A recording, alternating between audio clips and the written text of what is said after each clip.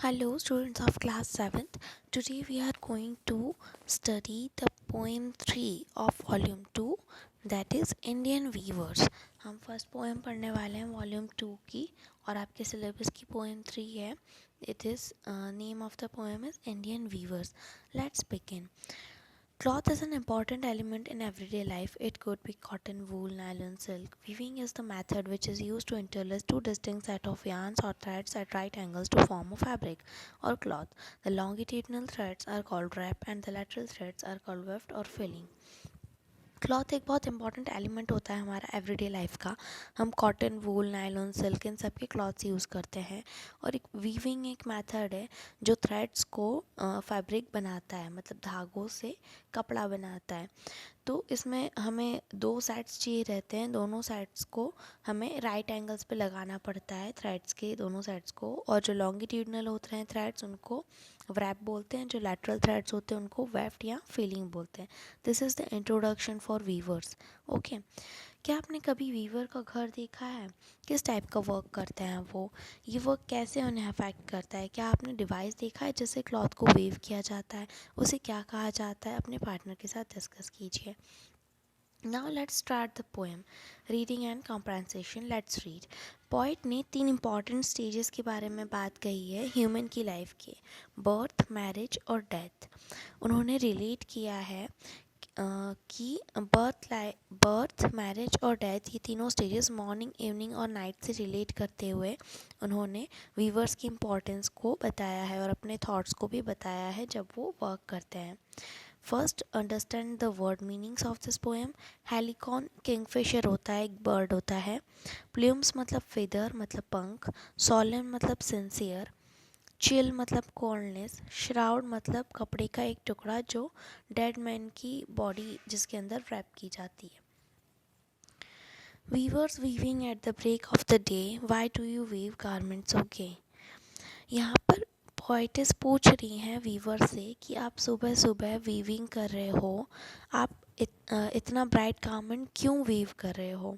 Blue as the wing of a halcyon world we weave the robes of a new born child. और यहाँ पर viewers ने answer दिया है कि हेलिकॉन मतलब किंग फिशर की विंग्स के जैसा इतना ब्लू कलर हम वीव कर रहे हैं और ये रॉब्स हैं न्यू बॉर्न चाइल्ड के, मतलब न्यू बॉर्न चाइल्ड के लिए हम कपड़ा वीव कर रहे हैं. सेकेंड स्टांजा में weavers weaving at the fall of the night, why do you weave a garment so bright.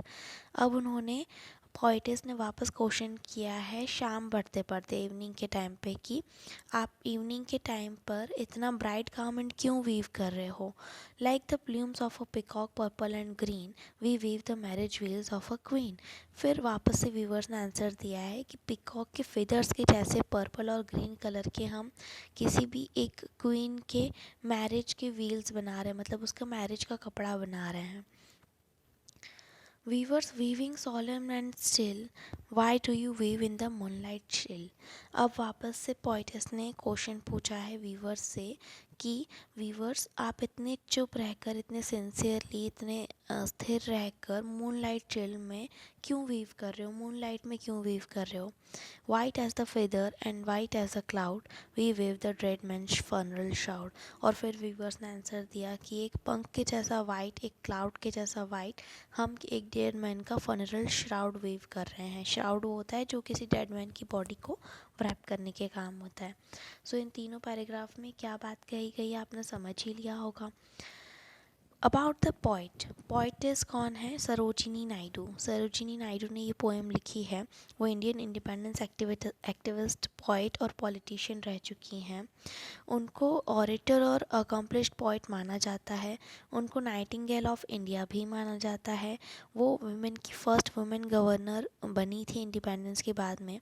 उनकी पोएम का जो कलेक्शन है उन्होंने उस एक्शन ने, मतलब उनकी पोएम के कलेक्शन ने उनको पहचान दिलाई है अकेडमी लिटरेरी एक्लेम में.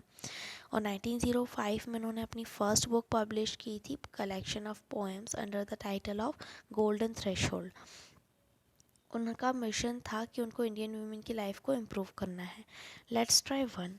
लेट्स ट्राई वन में आपको इन फ्रेजेस को समझाना है. ब्रेक ऑफ द डे मतलब अर्ली मॉर्निंग. गारमेंट्स ओके मतलब bright coloured garment. Weave the robes मतलब making a garment.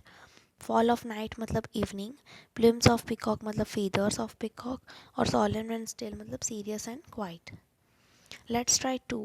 In the first line of the poem, weavers are weaving at first lines of poem में weavers कब weave कर रहे थे? Down में, सुबह सुबह. In the line blue as the wing of a helicon, helicon is, helicon कौन है? Kingfisher. The rhyme scheme of first 8 lines. Rhyme scheme कैसे निकाली जाती है स्टूडेंट्स? Rhyme scheme का मतलब होता है कि जो सेम राइमिंग वर्ड्स होते हैं, जैसे डे और गे तो सेम है तो इनको अपन ने ए दे दिया, वाइल्ड और चाइल्ड सेम है तो इनको हमने बी दे दिया, नाइट और ब्राइट सेम है तो इनको हमने सी दे दिया, और ग्रीन और क्वीन सेम है तो इनको हमने डी दे दिया. तो इसकी राइमिंग स्कीम क्या हो जाएगी? A B B C C D D. Answer D. What do you think is the effect of the rhyming scheme words in the poem? Rhyming words का इफेक्ट क्या आ रहा है कि ये डिफरेंट स्टांसास में डिफरेंट फीलिंग्स को जनरेट कर रहे हैं. लाइन पोएम की लास्ट लाइन्स में funeral shroud means coldness and piece.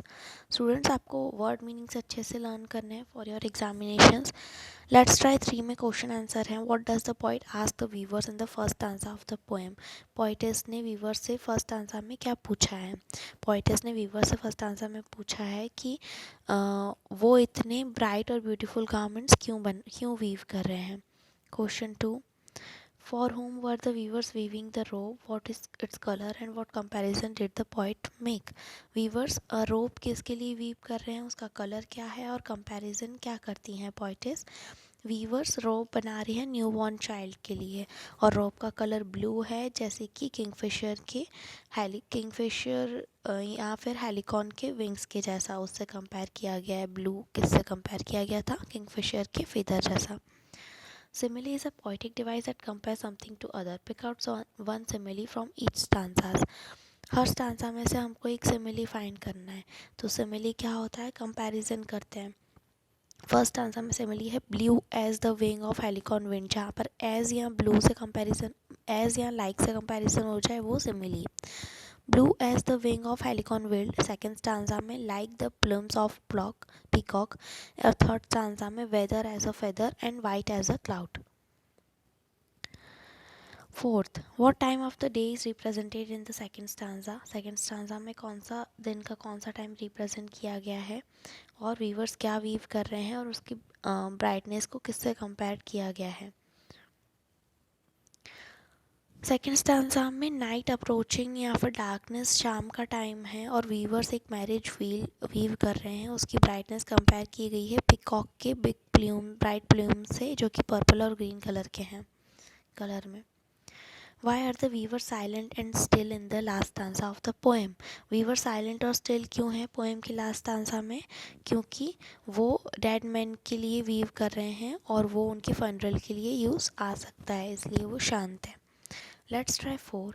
What do you think the people chooses 3 different time settings in the poem? Poet ने कौन सी 3 different timings choose करी है और क्यों? Poet choose 3 time settings because first weavers weave a garment for a newborn baby. Weavers ने पहले newborn baby के लिए garment बनाया. फिर उन्होंने अर्ली मॉर्निंग के बाद में बिगनिंग लाइफ की बिगनिंग से स्टार्ट किया. उसके बाद में उन्होंने मैरिज व्हील बनाया शाम आते आते, और जो कि एनर्जेटिक और एन्जॉयबल है, और जैसे कि पिकॉक के ब्राइट फेदर होते हैं. और फिर उन्होंने डेड मैन का श्राउड बनाया नाइट में, जो कि कोल्डनेस और पीस के साथ बनाया. पॉइट ने इन डिफरेंट टाइम सेटिंग्स के साथ में मॉर्निंग, इवनिंग और नाइट के साथ में मैन की डिफरेंट लाइट, बर्थ, मैरिज और डेथ को कंपेयर किया है. So this is your poem 3. Write this question answers in your copy and complete your copy as soon as possible.